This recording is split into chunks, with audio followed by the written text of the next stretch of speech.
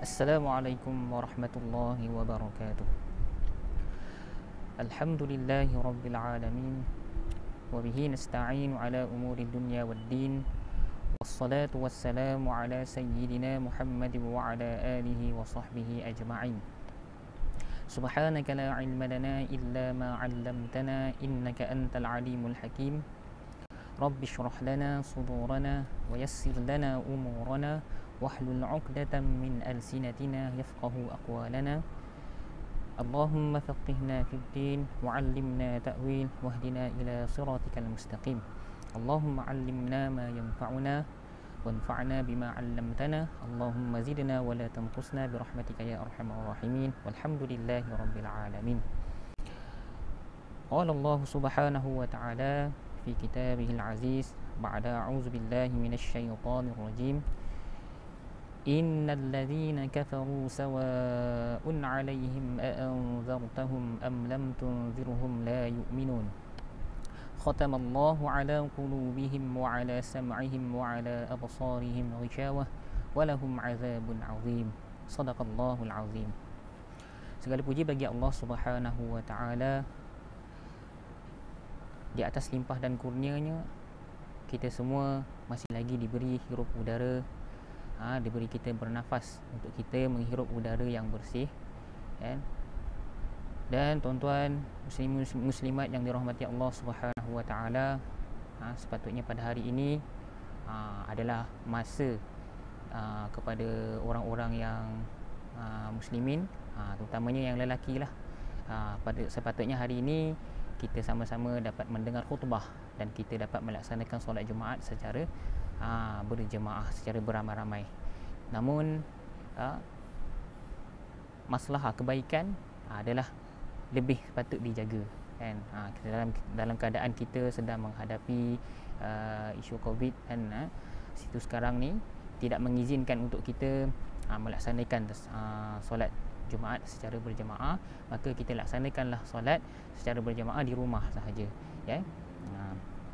Jadi di sini nasihat saya agar kita sama-sama dapat mematuhi perintah yang dikeluarkan oleh kerajaan bagi memastikan pertalian hubungan, pertalian virus ni tadi dapat diputuskan. Jadi insya-Allah pada hari ini sambil-sambil kita berehat di rumah sana, dapatlah kita mendengar sedikit kuliah ataupun tazkirah lah, seperti mana yang telah kita sama-sama saksikan sebelum-sebelum ini. Jadi tuan-tuan dan muslimin muslimat yang dirahmati Allah Subhanahu wa taala, insya-Allah hari ini kita akan sambung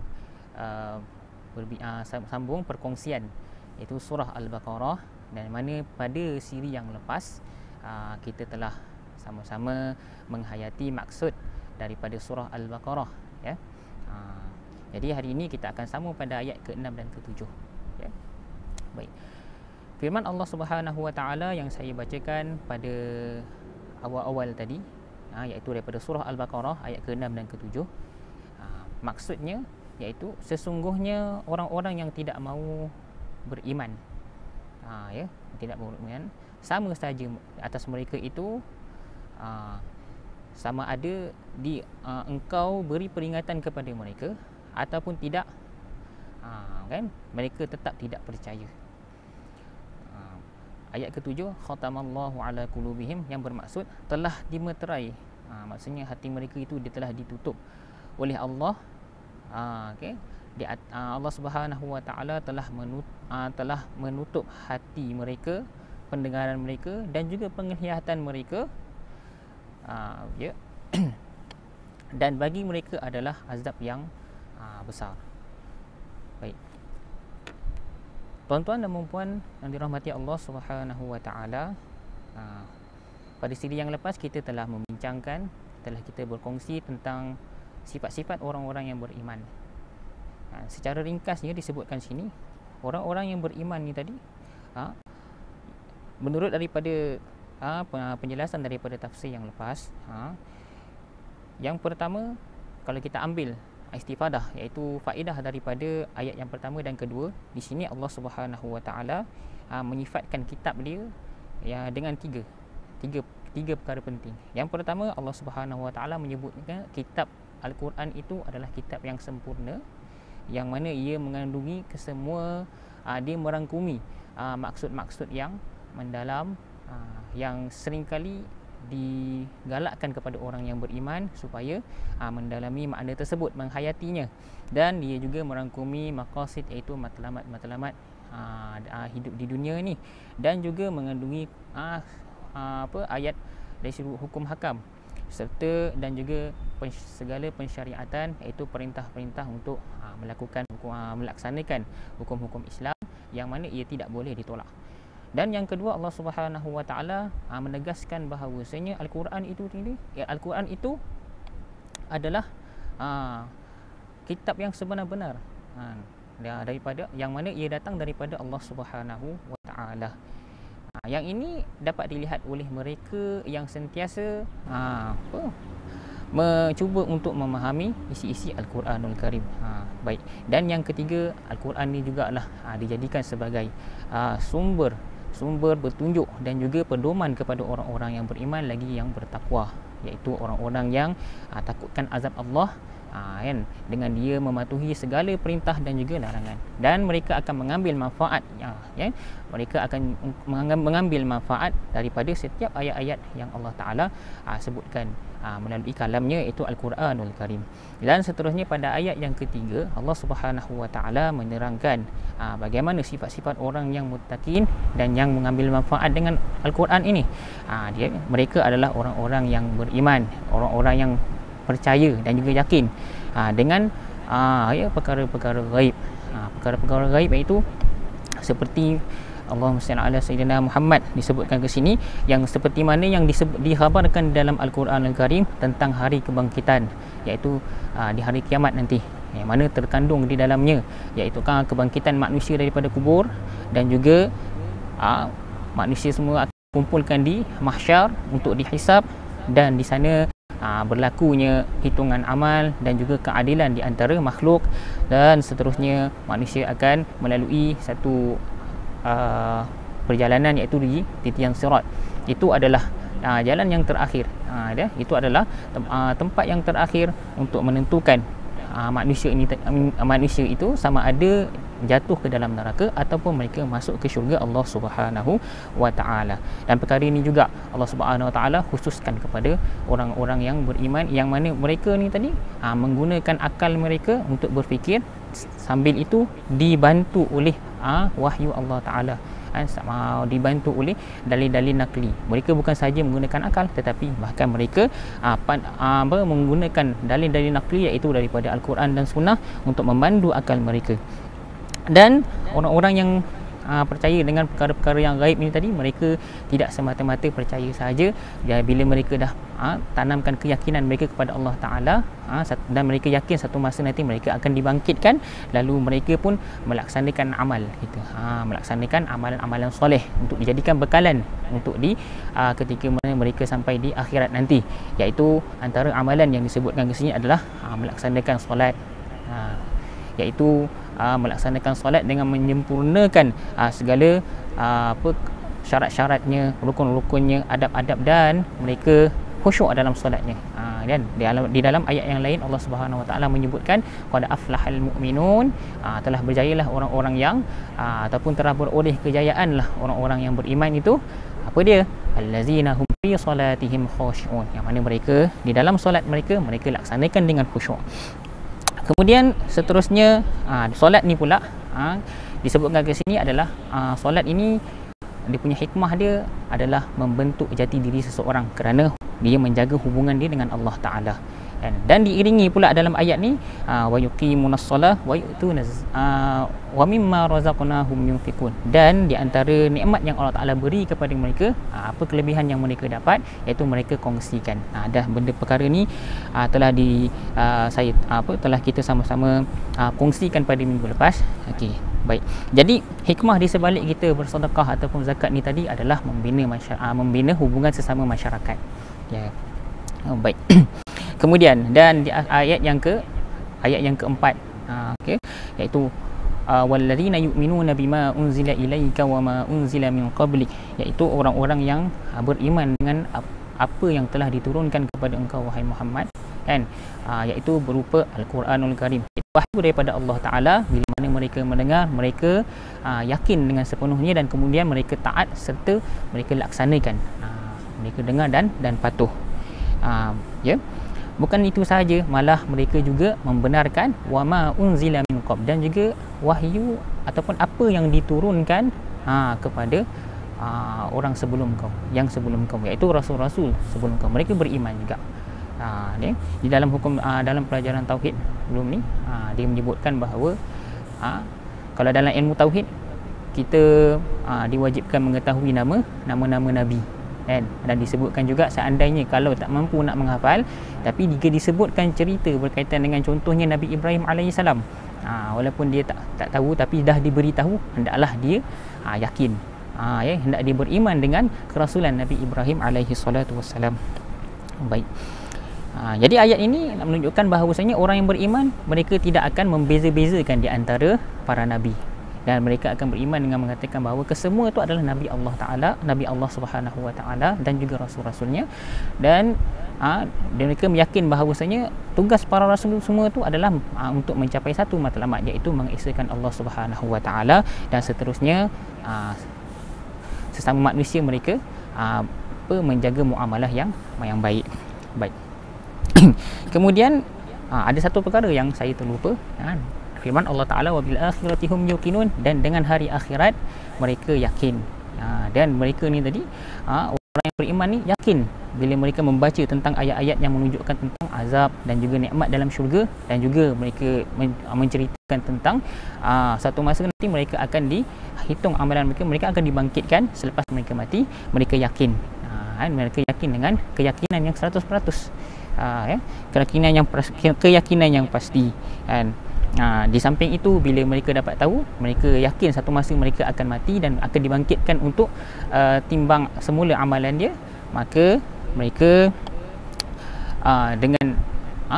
mereka akan membuat persiapan untuk bekalan di semasa hari akhirat nanti.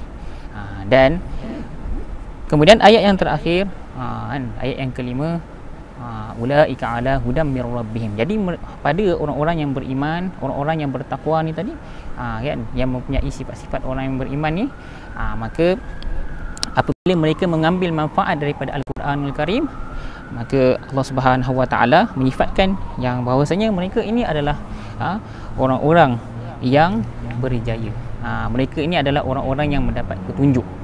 Maksudnya kat sini adalah jika sekiranya kita yakin dengan Al-Quran, kita mengambil manfaat daripada apa yang kita baca, kan, kita kita mematuhi perintah Allah Subhanahu Wa Ta'ala dengan kita melaksanakan perintah yang telah disebutkan dalam Al-Quran, maka Allahumma salli ala sayyidina Muhammad, kita akan beroleh petunjuk, kan. Petunjuk macam mana minggu lepas saya ada sebutkan, petunjuk tu ada 5, kan.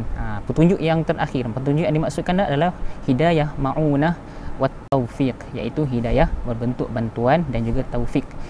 Ya, untuk apa? Lisairi ala tariqatil khairi wan najah, iaitu untuk petunjuk dan juga bantuan daripada Allah Ta'ala di atas kepada hamba-Nya yang ingin berjalan di atas kebaikan, di atas jalan yang kebajikan, dan juga berakhir dengan garis penamat, iaitu kejayaan yang mana mereka dapat masuk ke syurga Allah Subhanahu Wa Ta'ala. Baik tuan-tuan dan puan-puan rahmat Allah Subhanahu Wa Ta'ala, ini adalah merupakan sifat orang-orang yang beriman yang Allah Ta'ala janjikan. Allah Ta'ala sebut dalam Al-Quran orang yang dapat petunjuk. Jadi Allahumma salli ala sayyidina Muhammad, mudah-mudahan kita dengan kita perkongsian minggu lepas, dapat kita sama-sama meningkatkan lagi keimanan kita. Macam mana kita nak pastikan keimanan kita meningkat? Yang pertama, kena ada ilmu lah, kena belajar, belajar melalui guru-guru yang kita percaya bahawa mereka ni adalah orang yang menuntut ilmu daripada ulama-ulama yang mana kita yakin sumber ilmu yang diambil itu betul. Dan baik. Allahumma salli ala sayyidina Muhammad. Jadi tuan-tuan dan puan-puan rahmat Allah Subhanahu wa taala, itu sifat orang yang beriman. Kemudian ayat yang ke-6 dan ayat yang ke-7, innal ladzina kafaru sawaun alaihim. Jadi ini dua ayat ini Allah Subhanahu wa taala menyebutkan membuat perbandingan, ya, soalannya membuat perbandingan di antara orang yang beriman dengan orang yang kafir. Kalau orang yang beriman, apabila mereka diberi peringatan, diberi peringatan melalui wahyu Allah Taala, melalui lisan Nabi kita Muhammad sallallahu alaihi wasallam, mereka akan terus meyakini. Yang kedua, mereka percaya dan juga mereka akan taat, patuh dan terus laksanakan. Berbanding dengan orang-orang kafir, di sini Allah Subhanahu wa taala berfirman, sesungguhnya orang-orang yang kafir tu sama je. Dia kata sama je, beza sama je keadaan dia. Sama ada engkau wahai Muhammad memberi peringatan kepada mereka ataupun tak beri langsung, mereka tetap juga tidak akan beriman. Jadi kat sini cuba kita lihat apa makna kafir di sini. Ya. Kenapa disifatkan sebagai kafir kat sini kan? Kenapa? Kafir sini bermaksud Allahumma salli ala sayyidina Muhammad. Kalau dari sudut bahasanya, kalau kita rujuk kamus lah kan, kita rujuk daripada tafsir Imam Al-Qurtubi rahimahullah ta'ala, dia menyebutkan bahawa dia mengambil merujuk kepada syair Arab, bahasa Arab kan. Dia kata dia ambil daripada perkataan kafara kan. Dia kata fi lailatin kafaran nujuma umamuhu. Dia kata bintang-bintang pada waktu malam ditutupi oleh kegelapannya. Jadi maksudnya kat sini kafara ni maksudnya tutup, bermakna tutup, kan, tutup. Baik, ada juga yang mengistilahkan lafaz kufar dengan lafaz dengan maksud Allahumma salli ala sayyidina Muhammad. Kita kata pekebun yang tanam-tanam tu, kan, kerja menanam tu, disebut kat sini kama sali ghaibi a'jabal kuffara nabatu. Ini dalam firman Allah Taala kan, menyifatkan kalimah menyebut tentang kufar kan. Jadi apa makna kafir kufar ni? Dia disebut, yang pertama disebut sekali kufar ni adalah menutup. Jadi kalau kat sini yang kedua ni, contoh yang kedua disebut sebagai kufar ni, itu petani, kan, nama bagi pekerja, nama bagi satu kerja tu lah, kerjaan tu kan. Tetapi dia nak merujuk kepada apa? Merujuk kepada perbuatan dia tu. Perbuatan dia iaitu maksud tadi kama sali ghaibi a'jabal kuffara nabatu, sebagai hujan yang menakjubkan pertumbuhannya itu bagi si penanam.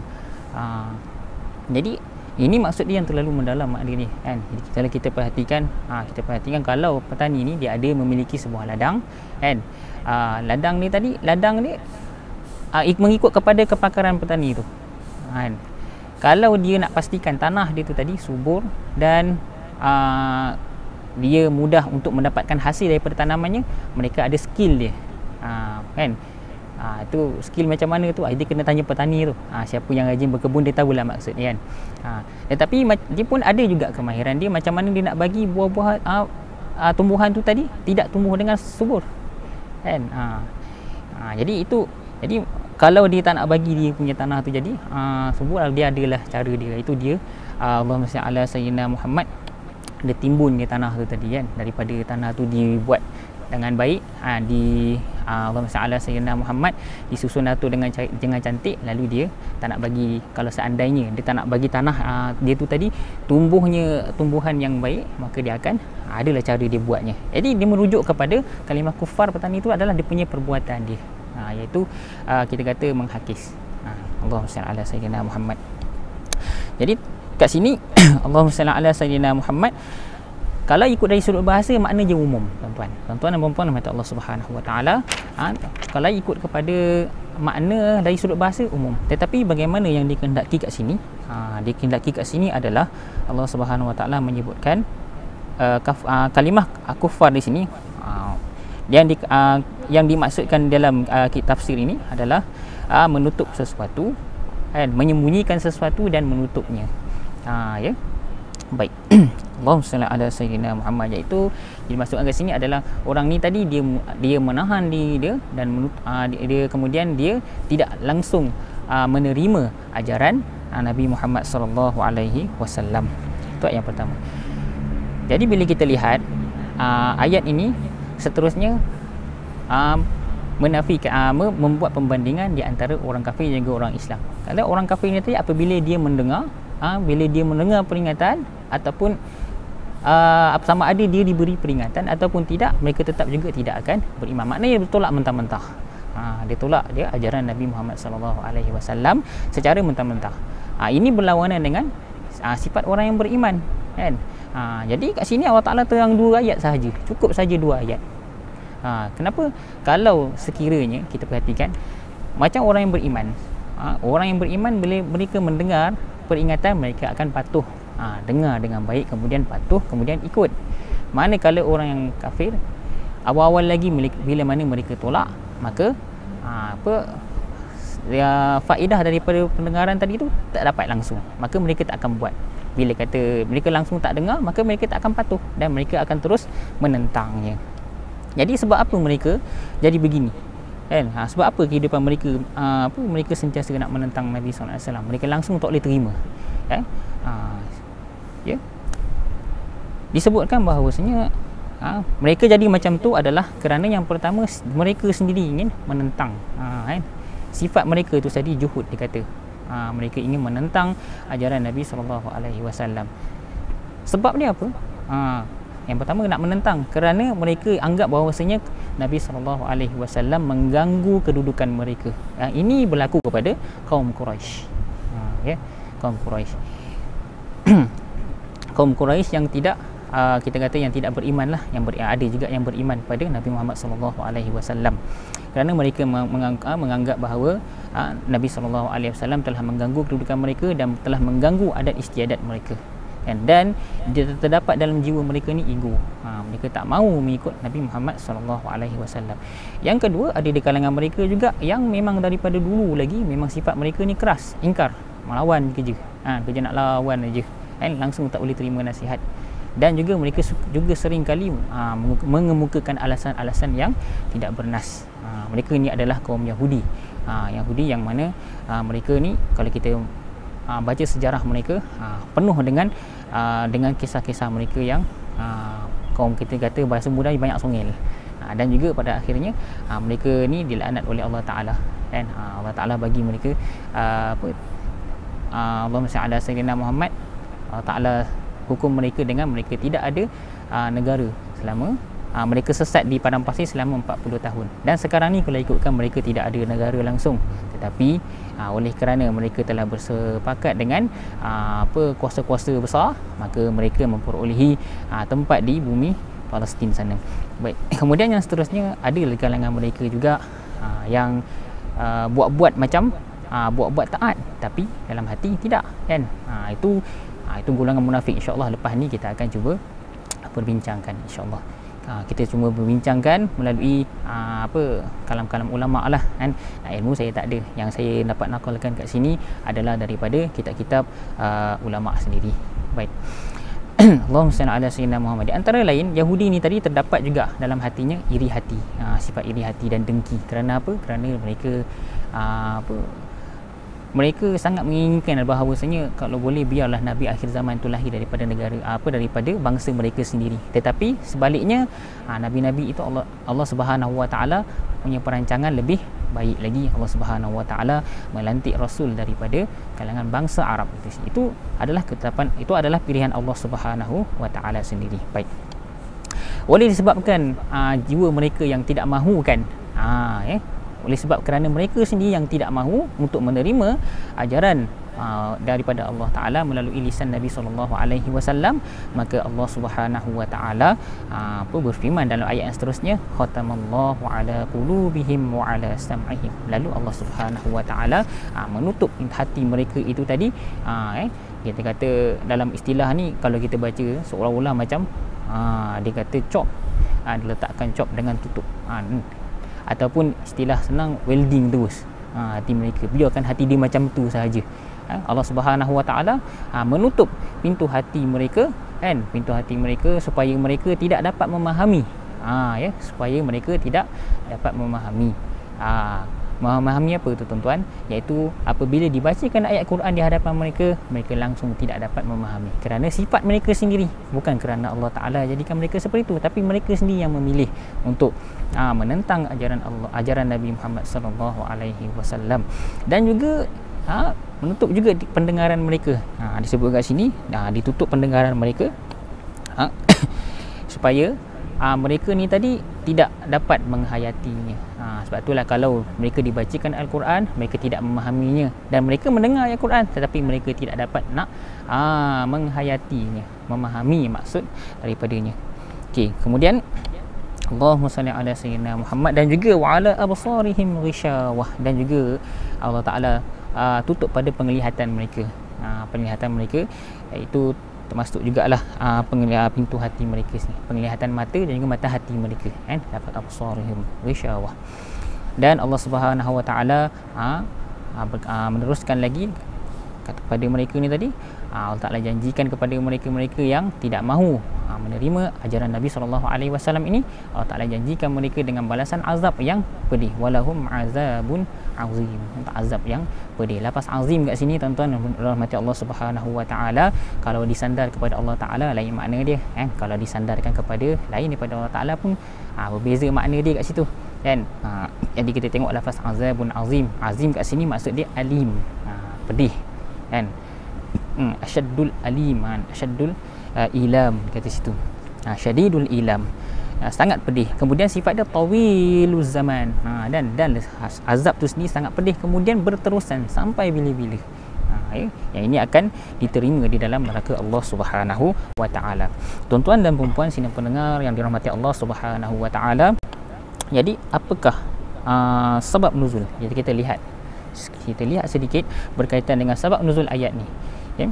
Mengikut kepada pandangan yang rajih lah, pandangan yang sahih daripada riwayat-riwayat lain yang menyebutkan bahawasanya apa yang telah dikeluarkan oleh Imam At-Tabari daripada Ibnu Abbas dan juga Al-Kalbi, dua ayat ni iaitu innal ladzina kafaru sawa'un 'alaihim a anzartahum am lam tunzirhum la yu'minun, dan juga khatamallahu 'ala qulubihim wa 'ala sam'ihim wa 'ala absarihim ghishawah.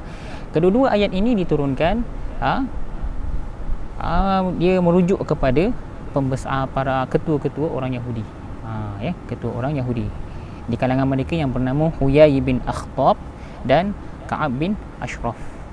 Kedua-dua ni disebutkan kat sini, dan dikatakan Huyai bin Akhtab dan Ka'ab bin Ashraf ni adalah dia ketua bagi mereka sendirilah, bani mereka sendiri, iaitu di kota Madinah terdapat 3 puak Yahudi dipanggil Bani Quraizah, Bani Nadir, dan satu lagi saya tak ingat nama dia, jadi ketiga-tiga ni masing-masing mereka duduk di bawah pemerintahan Nabi SAW.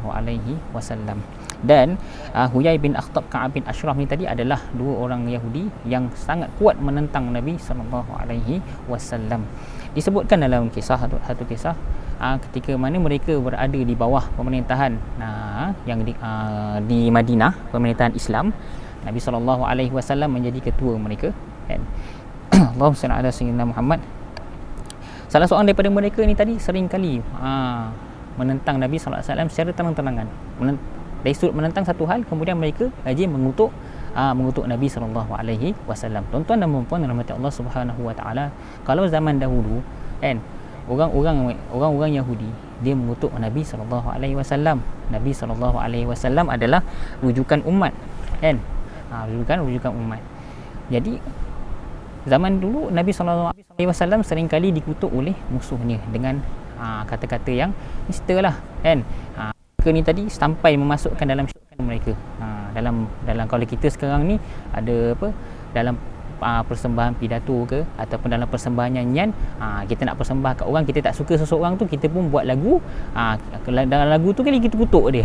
Macam sekarang ni kan dalam Facebook kan rajin buat parodi, kan, lebih kurang macam tu. Jadi Nabi SAW apabila mendengar baginda SAW satu ketika sangat murka. Itu zaman dulu Nabi SAW dikutuk. Kalau zaman sekarang ni, siapa yang pewaris Nabi? Zaman sekarang ni ulama, tuan-tuan. Jadi kalau zaman sekarang ni tadi adalah golongan-golongan yang mengutuk ulama tu, macam mana tu? Ulama ulama dikutuk tu, kalau siapa yang mengutuk ulama tu, bertaubatlah, ya. Baik, kerana apa? Dalam Al-Quran Allah Taala sebut innama yakhsyallaha min ibadil ulama, kan?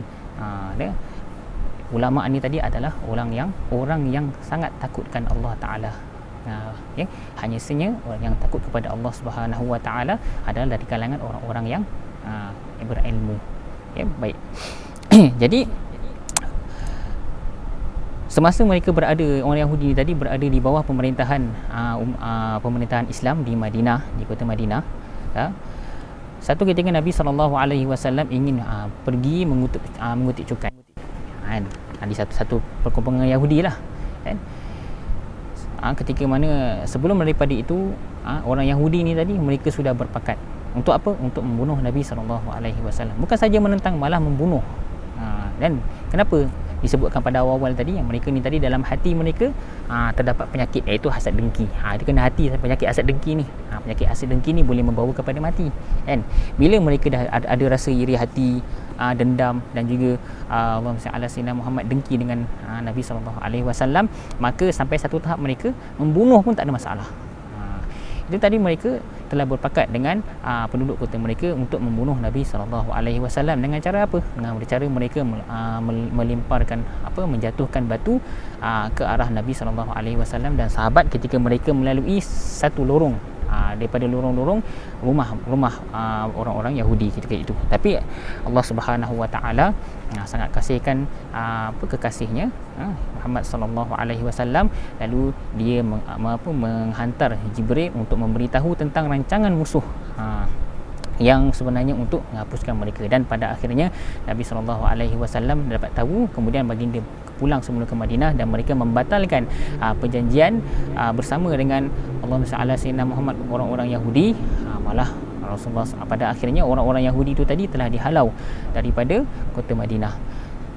Dan disebutkan juga apabila mereka dihalau, mereka diusir daripada kota Madinah, mereka ni tadi ditempatkan di satu, mereka ni tadi berkampung di satu tempat.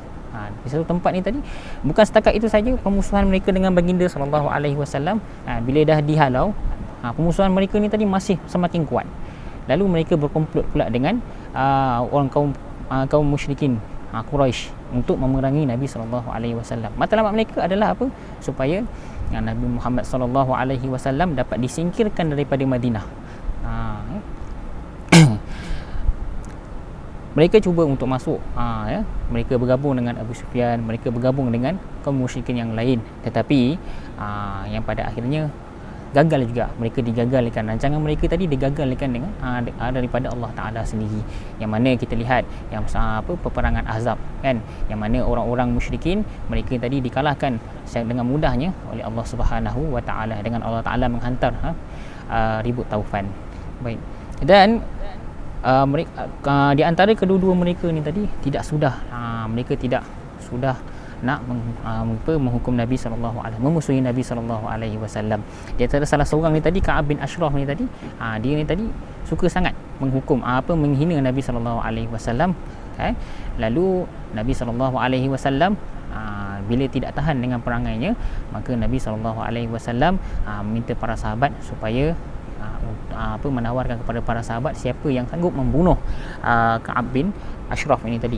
Maka ada seorang sahabat ni tadi, salah seorang yang berani untuk mengambil bahagian dalam membunuh ni tadi adalah, antaranya adalah Muhammad bin Maslamah, Muslimah Maslamah, wallahu alam, saya lupa nama dia.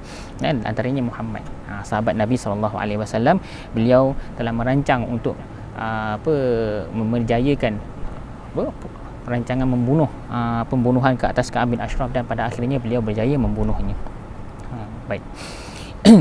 Muslimin muslimat yang dirahmati Allah Subhanahu Wa Taala. Jadi sebenarnya permusuhan yang berlaku di sini dikhususkan, bukan sahaja dikhususkan kepada Yahudi. Jadi ayat ni tadi, ayat ni tadi bukan sahaja dikhususkan kepada Yahudi, kan. Jadi kita lihat termasuk juga orang-orang Quraisy, kan, dan juga orang-orang yang berada di luar Madinah, kan. Contohnya orang Quraisy di Mekah sendiri, dan termasuk juga raja-raja di kota-kota lain seperti mana Raja Hercules, dan paling teruk sekali raja yang di Mesir, Makukis, kan. Mereka juga ada yang menerima, ada di kalangan mereka yang menentang Ada yang kalangan mereka yang tidak terima Islam disebabkan bukan kerana dia tidak mahu, tetapi takutkan kedudukan mereka terancam. Ya, baik. Dan ayat ini bila kita pastikan bahawa golongan yang menentang Nabi SAW terdiri juga daripada orang-orang musyrikin Makkah, yang di antaranya Abu Jahal, kan. Dan juga kalau di kalangan raja-raja yang di luar sana, Allahumma shalli ala sayyidina Muhammad, disebutkan bahawa seorang raja yang bernama Makukis, ini sangat kuat menentang Nabi SAW. Bukan menentang, dia ni seorang yang tidak mahu menerima Islam. Apabila disampaikan kepada dia, kepada raja tersebut, surat untuk mengajak dia masuk Islam, tetapi pada akhirnya beliau sangat murka dan marah serta mengoyakkan kertas Nabi Muhammad SAW. Apabila berita tersebut sampai kepada Nabi SAW, maka Nabi SAW bersabda, mazzaqallahu Kisra, iaitu semoga Allah Taala merobek-robek atau mengoyak-ngoyakkan kerajaan Kisra. Dan kita lihat azab yang Allah Subhanahu Wa Taala turunkan kepada orang yang cuba untuk memusuhi agama dan cuba untuk menentang, bukan setakat memusuhi tapi menentang agama itu tadi, agama Islam itu sendiri. Allah Taala bagi balasan kepada orang kafir tadi. Kan disebut kat sini walahum azabun azim, kan, bagi mereka azab yang pedih.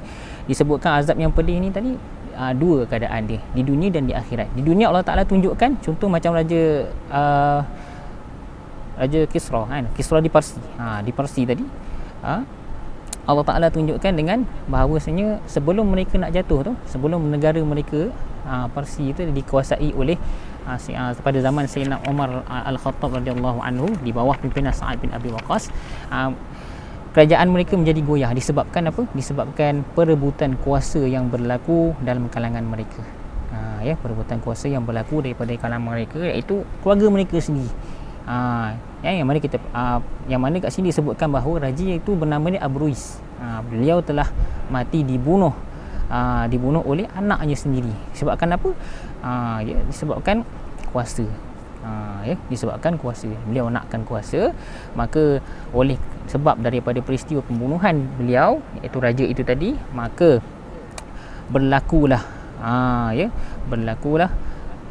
sedikit pergolakan dan juga kehancuran dalam pemerintahan tersebut, dan itu memudahkan penghancuran negara itu tadi, penghancuran kuasa itu tadi membawa kepada rosaknya sebuah negara. Sistem pemerintahan itu tadi menjadi goyah, lalu ia memudahkan orang Islam tadi untuk menguasai kota tersebut. Itu balasan yang mereka dapat di dunia tadi akibat daripada dia cuba untuk meremeh-remehkan, bahkan memijak-mijak agama Islam itu sendiri. Perlawanan Nabi SAW dengan mereka memijak-mijak Allahumma shalli ala sayyidina Muhammad, cuba untuk menolak dengan meremehkan agama yang dibawa oleh Nabi SAW. Dan contoh yang lain juga kita lihat azab yang Allah Taala berikan kepada orang-orang, kepada raja, kan, kepada raja yang tidak mahu memeluk agama Islam, iaitu seperti mana Raja Hercules sendiri, kan. Raja Hercules sendiri beliau terpaksa meninggalkan kota Suria. Beliau sebelum ini telah dipelawa oleh Nabi SAW supaya mengikuti ajaran agama Islam, tetapi beliau, Raja Hercules ini tadi, tidak dapat untuk menurut permintaan Nabi SAW kerana membimbangkan kedudukannya yang bakal terancam. Jadi pada akhirnya dia mendapat balasan, iaitu kotanya sedikit demi sedikit dirampas oleh umat Islam, dan pada akhirnya beliau terpaksa meninggalkan kota beliau, iaitu kota Suria tu, di negara Syria sana. Sambil beliau menitikkan air mata, dia berkata, selamat tinggal Suria. Suria, selamat tinggal yang tidak akan bertemu kembali. Itulah bentuk-bentuk azab yang Allah Ta'ala berikan kepada mereka. Dan azab yang Allah Ta'ala berikan kepada kaum Quraisy, kaum musyrikin Mekah, kaum musyrikin Mekah tadi telah kita disebutkan. Setiap kali peperangan, contoh dalam peperangan Badar, kan, mereka telah menerima padah akibat penentangan mereka terhadap Islam. Dan juga Allahumma shalli ala sayyidina Muhammad pada peperangan Ahzab sendiri, kan. Ini juga berlaku, diterima juga oleh orang-orang Yahudi. Jadi di dunia lagi Allah Ta'ala dah tunjukkan kepada mereka, maka di akhirat apatah lagi. Ya, baik. Tuan-tuan dan puan-puan yang dirahmati Allah Subhanahu wa taala. Jadi apa yang kita boleh faham daripada ayat ini tadi? Yang pertama, tentang ayat yang pertama, ayat yang ke-6, innal ladzina kafaru sawaun alaihim anzartahum am lam tunzirhum la yu'minun. Pada ayat itu Allah Taala memujuk Nabi sallallahu alaihi wasallam. Tujuan dia adalah Allah Taala memujuk Nabi sallallahu alaihi wasallam tentang perangai kaumnya. Perangai kaumnya dan juga perangai Allahumma salli ala sayyidina Muhammad, rakyat pada masa itu yang cuba untuk takzibu qaulihi, takzibu qaumihi lahu, iaitu pendustaan. Apa maksud pendustaan? Maksudnya dia mendustakan Nabi, iaitu dia menganggap Nabi itu penipu. Cuba mereka menganggap apa yang Nabi sampaikan itu adalah penipu, bohong-bohong belaka, hanya perkara dongeng belaka. Bahkan mereka sendiri sebenarnya apabila Nabi SAW membacakan ayat Quran, mereka mendengar, tetapi mereka langsung tidak dapat nak, apabila dicabar, mereka langsung tak boleh nak buat ayat yang sama macam yang dibaca oleh Nabi SAW, kan? Jadi sepatutnya kalau mereka mengatakan yang apa yang Nabi bawa tu penipu belaka, maka sepatutnya mereka mendatangkan benda yang betul, tetapi mereka langsung tak boleh nak buat. Baik, kemudian seterusnya Allah Subhanahu Wa Taala mengatakan kepada Nabi, seolah-olah Allah Taala menyebut, maka orang-orang yang seperti ini tidak perlulah Nabi sallallahu alaihi wasallam, baginda, yakni baginda sallallahu alaihi wasallam menangisi beliau. Pada ayat seolah dia kata, kaum-kaum seperti ini, mereka ini tidak perlulah kamu menangisi mereka, dan juga tidak perlulah berharap supaya mereka ni tadi beriman, dan juga tidak perlulah mencaci mereka, kerana mereka kalau sama ada mereka ni diberi peringatan, kan, dimarahi ke apa ke, sama je keadaan dia begitu, kan, marah ke senyap ke, dia begitu juga, hati takkan berubah, kan. Baik. Dan yang kedua berkaitan dengan Allah Subhanahu Wa Taala menutup hati mereka ini tadi. Persoalannya, adakah Allah Subhanahu Wa Taala sengaja menutup hati mereka, kan? Dari sudut akidah kita, Allah Subhanahu Wa Taala berhak, berkuasa untuk melaksanakan, melakukan apa saja yang disuka. Yusibu bihi man yasha wa yasrifu amman yasha.